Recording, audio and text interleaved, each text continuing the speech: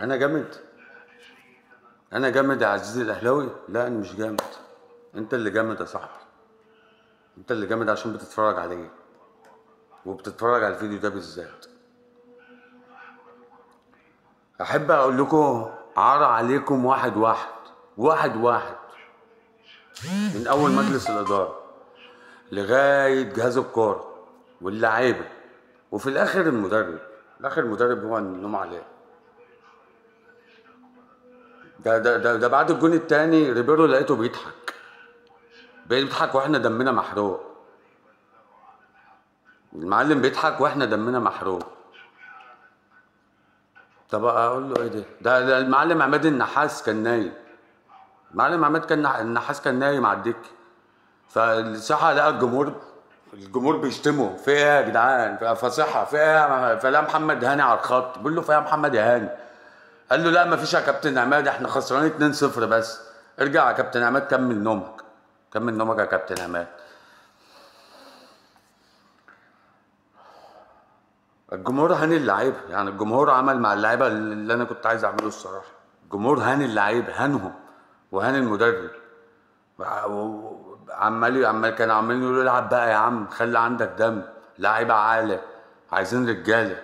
انا قلت انا خايف من يوم السبت. انا يا باشا قلت انا خايف من يوم السبت. ارجعوا حتى للفيديو اللي فات. تراهنوني بقى ان مجلس الاداره هيعين مدرب مصري الفتره اللي جايه. هتشوف. الفتره اللي جايه يا باشا اعمل حسابك ان عماد بقى النحاس، محمد يوسف. انت عارف الاهلي يا صاحبي عامل زي ايه؟ عارف العربيه الفيراري؟ العربيه الفيراري اللي هي الغاليه دي. عامل زي العربيه الفيراري بس من غير سواق. مفيش سواق يا باشا. مفيش سواق. يعني اللعيبه ما عندهاش هدف، اللعيبه ما عندهاش روح، مفيش اداء، استسلام، مفيش حلول.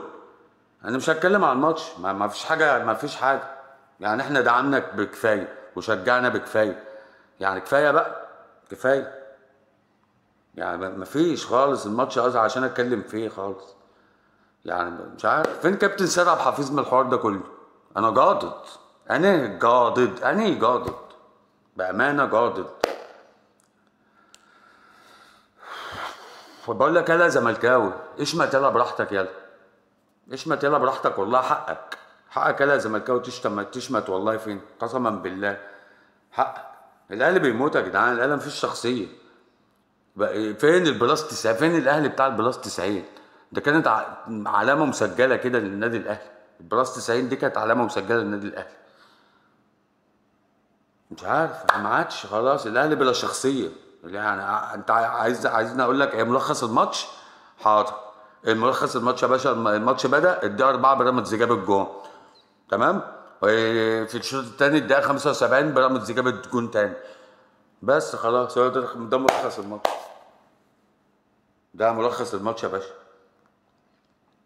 اقول ايه ده؟ اسوأ اداء من ساعه ما النادي الاهلي انشئ سنه 1907. اسوأ اداء. اللعبه دي لازم تتجازى. اللعبه دي لازم تتحط لها وضع، يعني ما ينفعش كده. اللعبه دي لازم تتجازى يا باشا. فين الاهلي؟ الاهلي بيضيع مننا يا جدعان. الاهلي بيضيع مننا. بقول لكم ايه، انا هنزل الفيديو ده على جزئين. تمام. سلام عليكم عشان ما انا جاضد. انا جاضد. سلام.